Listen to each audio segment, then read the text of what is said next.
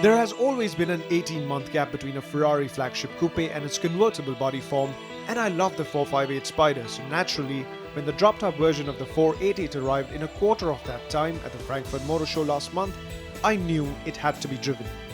Soon. And driving it anywhere else just wouldn't do. It had to be in Italy. But you know how they say, if wishes were horses. But as irony would have it, not the best of conditions to drive with the top down, so I'm going to have to begin my drive with the top up, but in the duration of this video we will try and get the top down as well. I'm not going to let this weather dampen my spirits. Driving a Ferrari in Italy was what my childhood dreams were made of, and I'm going to enjoy every bit of it.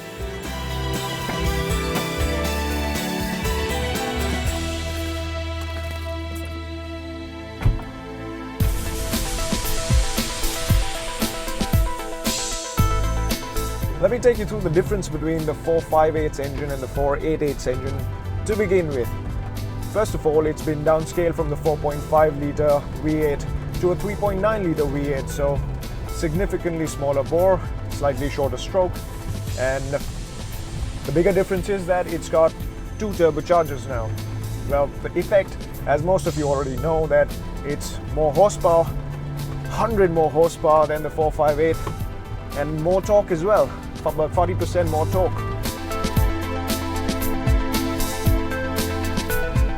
The new engine has a 7-speed dual-clutch automatic gearbox for company. Now, Ferrari doesn't offer a manual option because it says no human could match the speed of its dual-clutch automatic. I know I possibly couldn't. And it's kind of become a norm to crib about turbocharging these days, but let me remind everyone that what I think was the greatest driver's Ferrari of all time, F40, was also turbocharged.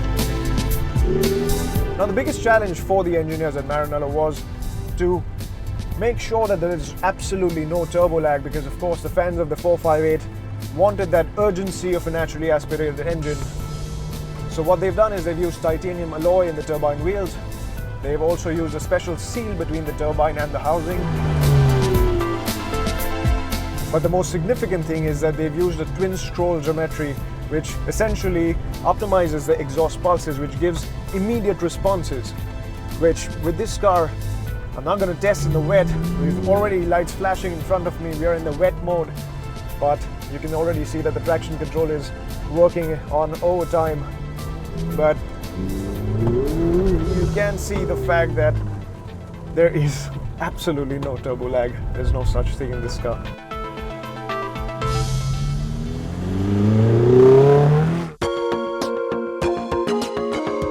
While the lag of the turbos is absent, you recognize the turbocharging thanks to a very strong mid-range. You can tell at once when you start short-changing, realizing the massive amount of torque at hand. The 488 can be a handful if you're not gentle with your throttle and correct with your steering angles. It was time I stopped taking the liberties that I was, relying on the brilliant electronics on these Mille Miglia and Targa Florio kind of roads in the wet.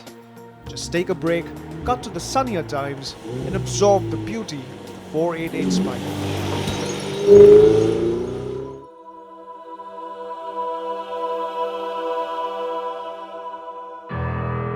The 488 Spider has come a long way in the evolution of convertibles from Ferrari, from the 308 GTS Targa top to the 348 Spider soft top to the 458's retractable hardtop, which now has been carried forward.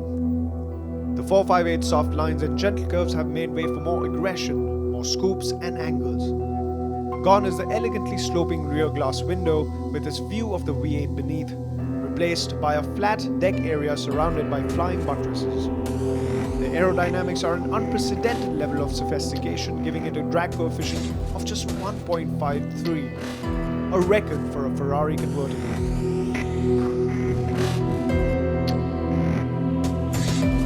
Interiors haven't seen much of a change, with the only obvious change being the turbo boost gauge, reminding you of the changing times.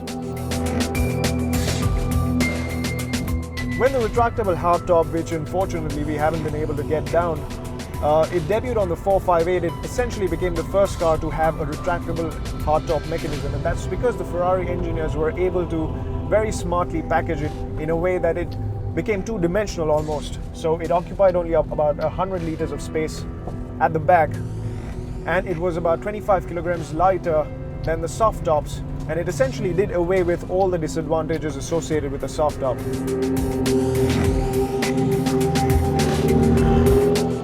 Because this is a convertible after all, Ferrari have had to stiffen the chassis just a little bit more. So you have 50 kilograms more weight than the coupe from all the reinforcements, but in effect it's about 23% more stiffer than the 458 Spider. So the difference between the convertible and the coupe is hardly noticeable. And if you think that the 50 kilograms has actually got an affected performance, well, 0 to 100 times are absolutely identical. 0 to 200 is just 0.4 of a second slow at 8.7 seconds. Ferrari debuted what was side slip control with a 458 Speciale, which essentially changed the complete driving characteristics of the 458. Well, now it's in its second generation with the 488, it's called Side Slip Control 2. And now what it does is, in addition to working with the ESP and the EDIF, it also controls the active dampers. So in effect, it helps the electronics control the car far better, especially in wet conditions such as these. You understand how important that is. Thanks to the SSC2, Ferrari's calculations declared 12% faster acceleration out of corners, but perhaps the more important detail is that it'll help you carve silly slides without ending up in the gravel traps. The brakes borrow bits from the top of the range LaFerrari, which means they are lighter with much better stopping power. The sound, right. Let's talk about the sound of the 488. Now this is the Spider, it's a convertible, and unfortunately I haven't been able to get the roof down to hear the sound, the full effect of the sound. Oh wow. But is it as special as a naturally aspirated V8? Probably not, because it doesn't rev as high, so the frequency is different, but doesn't let you feel shortchanged. I mean, with the roof up, it still manages to sound so sublime. You can only imagine what it sounds like with the roof down.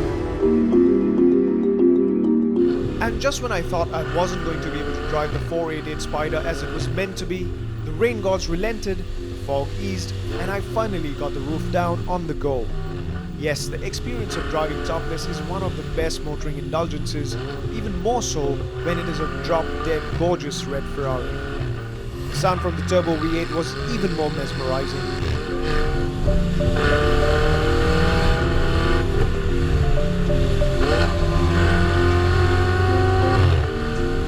The rear window pulls up in 3 stages, cutting out the wind buffeting, so you can have conversations even at 200 kilometers an hour. The euphoria was complete. I wanted to drive off into the horizon were it not for the harsh professional compulsion of returning a borrowed press car. Now you could always drive something more powerful, you could always drive something more expensive, but there's nothing quite like driving a Ferrari in Italy. But that begs the question, in India, which Ferrari would you have? For me, that's the one, the 488 Spider. Not the F12 Berlinetta, not the FF, not even the GTB Coupe, because that thing's got everything that the GTB Coupe has, and you can put the roof down and enjoy a little bit of hedonism as well. So, prego Ferrari, next year's just too far away. We want the GTB Coupe and the Spider in India, and we want it sooner.